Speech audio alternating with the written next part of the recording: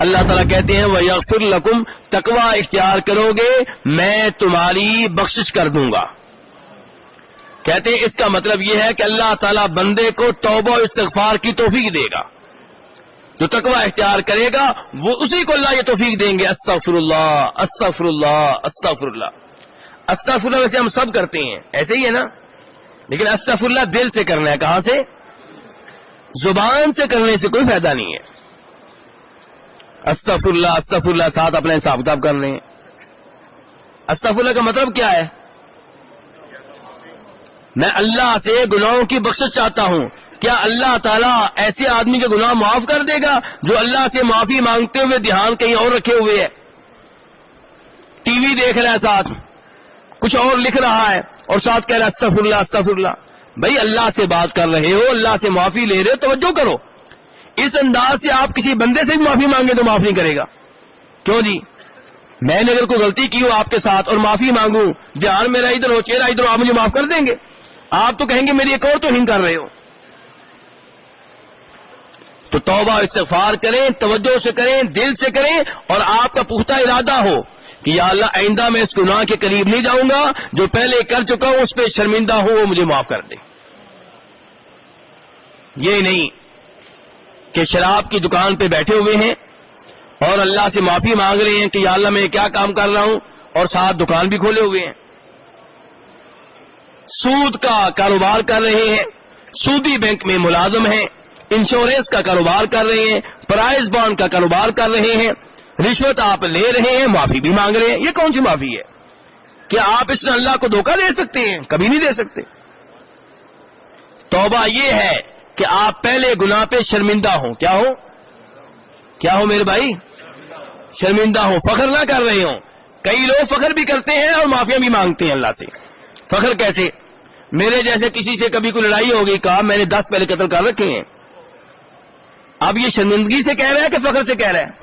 مجھے دھمکیاں دے رہا ہے. یہ تو اس کا مطلب ہے وہ شرمندہ نہیں ہے، وہ تو کہہ رہا ہے میں 11واں بھی کر دوں گا، اور پھر تھوڑی دیر بعد کہے گا استغفر اللہ. یہ کون سی توبہ ہے؟ توبہ کی پہلی شرط یہ ہے کہ آپ پہلے گناہ پہ شرمندہ ہوں، روتے ہوں، نادم ہوتے ہیں، جب یاد آئے پریشان ہو جاتے ہوں، آنکھوں سے آنسو نکل رہے ہوں.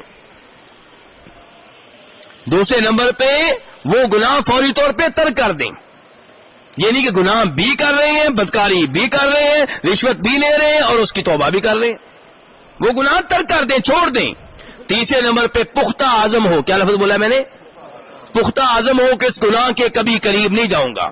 انسان ہیں، ہو سکتا ہے پھر کبھی ہو جائے، لیکن توبہ کرتے ہوئے کم از کم نیت صاف ہو کہ آئندہ میں نے گناہ نہیں کرنا.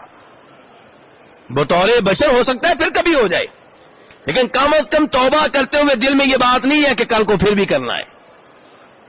توبہ کرتے ہوئے آپ کی نیت صاف ہے کہ یا اللہ اب معاف کر دے، آئندہ میں اس گناہ کے قریب نہیں جاؤں گا. توبہ کی چوتھی شرط کہ اگر گناہ کا تعلق کسی بندے سے ہے تو اس کا حق واپس کریں. اگر آپ نے کسی کو تھپڑ مارا تھا اور اللہ سے معافی مانگ رہے ہیں، اللہ کے ساتھ ساتھ اس سے بھی معافی مانگیں. اس سے کہیں کہ یا مجھے تھپڑ مار لو یا مجھے معاف کر دو. اگر کسی کے پیسے دینے ہیں، قرضہ لیا ہوا ہے، پیسے دبا کر بیٹھے ہیں اور اللہ سے معافی مانگ رہے ہیں، بھی اس کا قرضہ واپس کرو، پھر اللہ سے معافی مانگو. بہنوں کی زمینوں پہ قبضہ کر رکھا ہے اور اللہ سے معافی بھی مانگ رہے ہیں، ان کی جائیداد واپس کرو، پھر اس کے بعد اللہ سے معافی مانگو، اور اس سے بھی معافی مانگو کہ 1 سال میں نے لیٹ دیا، 1 سال تمہارا حق حرام کا کھاتا رہا ہوں.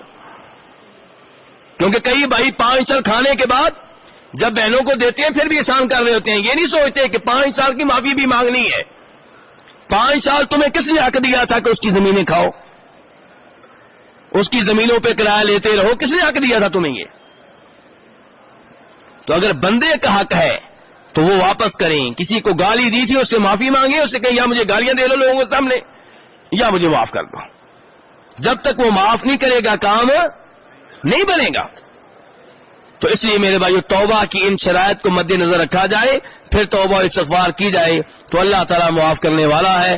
اللہ رب العزت ہمیں یہ راہ اختیار کرنے کی توفیق عنایت فرمائے، جس راہ کو اختیار کرنے سے ہماری ہدایت میں اضافہ ہوگا، علم میں اضافہ ہوگا، فہم و فراست میں اضافہ ہوگا. وصلی اللہ تعالی علی نبیہ محمد.